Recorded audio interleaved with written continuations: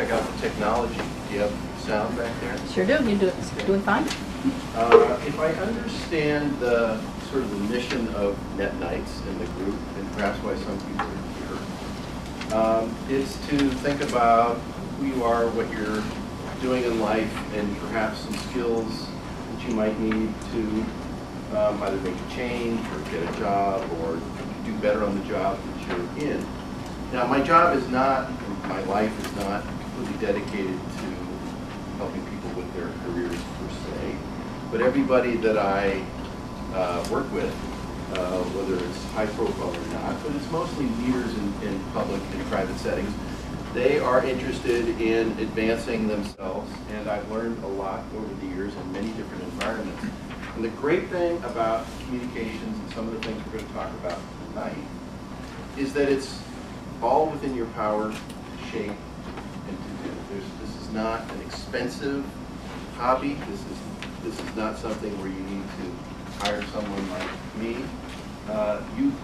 You can become a much more effective communicator if you just think about what it is you're doing. And so what I'm going to do tonight is spend a few minutes in going through essentially three different areas. One is what I call general, very general leadership communications.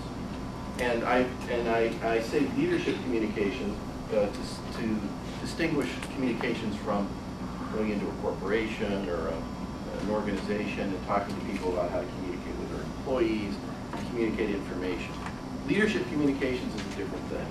And if you've been to Sidwell, or you're a graduate of Sidwell, if you live in Washington, leadership communications connotes something a little bit different. So and some of those things have to do with being opinionated, striking an advocacy position, and other things that come with leadership, which usually is taking a risk. Second thing is I'll give a little bit of a flavor of messaging, which is sort of, everyone always talks about the message, and I don't want to get too preoccupied with that. I think beyond message, everybody gets preoccupied with what's the message, but really underneath it is what's the substance and what's the story.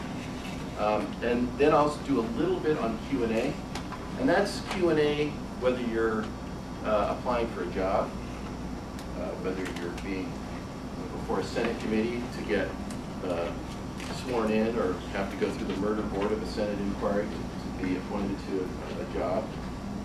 It could be in a PTA meeting on a critical issue. There's a lot of things about communications, some simple techniques that you should think about. And again, these are my points of view. You can have other people come in and they might have a different point of view. This is how I operate, this is how I think, this is how I work with my clients, and I've been pretty successful, but you will have to judge how you want to do it. And the last thing, if we have time, is Evan Steinberg, who I'm sure you all know because he's a dedicated networker who's been here for coming to these events.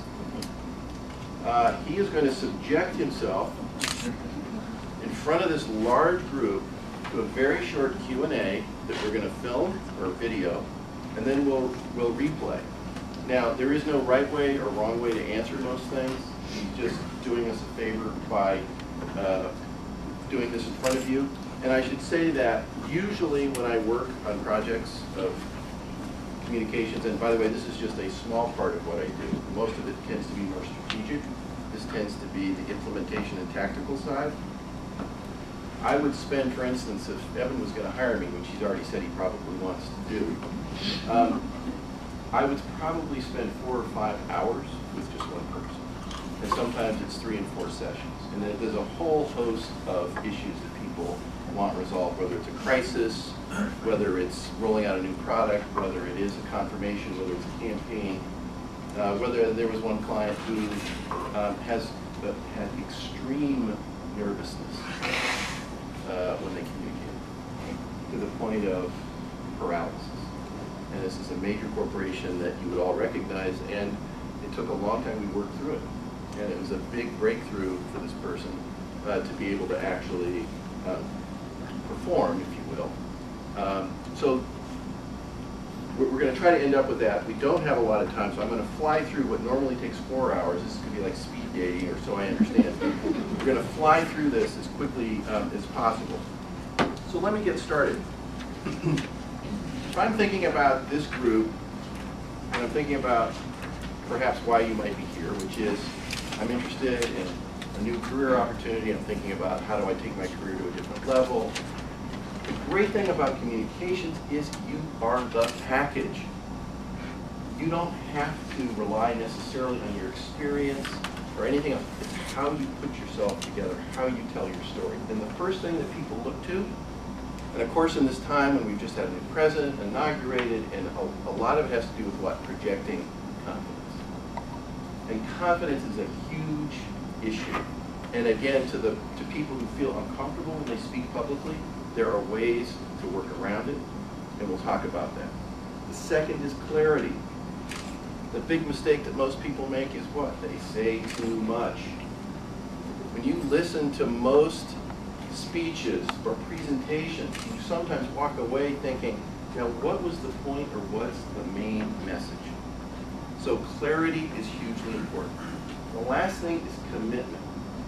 And what do I mean by commitment? Commitment is a level of passion. People have to believe, and if you're leaders, and I'm teaching this or explaining this in the context of leadership communications, if you are a leader, and I presume everybody in here has an aspiration to be a leader of some kind in some organization, you have to lean into what you're saying and how you present yourself.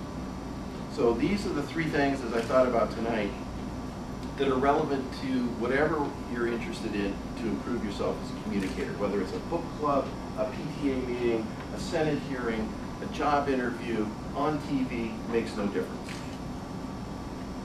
Again, communicating as a leader. What do you do as a leader? You take a position. Don't be afraid to take a position. That doesn't mean you have to be radical. It means you have to be clear and precise, and you have to believe. 2, present evidence. Oh, it's great to assert something. But the question is, so back it up with fact. 3rd, propose a course of action. Okay, so you want to lead us out of the economic mess you're in. What is your position? What is your course of action? So a leader is expected to provide a way forward. Speak simply. In Washington, we get bogged down in acronyms, in highfalutin language. Speak simply. Speak clearly. I know all of this sounds very basic, but they're things that, even if you're accomplished communicators, and I've dealt with many accomplished communicators who still need to think things through. And then finally, press the case with conviction. If you're a leader, if you're looking for a job, anything you're trying to do, advocating a position, changing a law, I don't mean jump up and down, I don't mean cry, I mean people understand when you are pressing something with conviction, that you believe it. So I have the 5 things, and this is general communications, by the way. These are sort of general tips. And this is true in any sort of public meeting, whether it's my coming here to talk to 40 or 50 people, or you're going to speak to one-on-one with a teacher you don't like very much, or you want to improve something with your kid, or it doesn't make any difference. First and foremost, the audience. Who is your audience? And what moves them? Often when you are in a speaking environment, you think all 50 people in the room are your audience. When in fact it may be what? One person in there you want to communicate to. Or if you're speaking to a reporter, it's probably not the reporter, it's probably the reader. And it's not just any reader, it's a particular person. So you have to always think about who's my audience. 2, assemble the relevant data. There's lots of facts out there, there's lots of examples. It doesn't mean you have to cram everything in. Which of the key examples, facts, and figures make your case? Align all the facts in the same direction. You can have some great facts, but if they sort of are, all your facts are going in this direction, even though this is great fact, I gotta tell about how if you just do this, unemployment rate goes down, but it doesn't fit with your story, take it out. You can't say everything. Apply. This is super important, and I'll come back.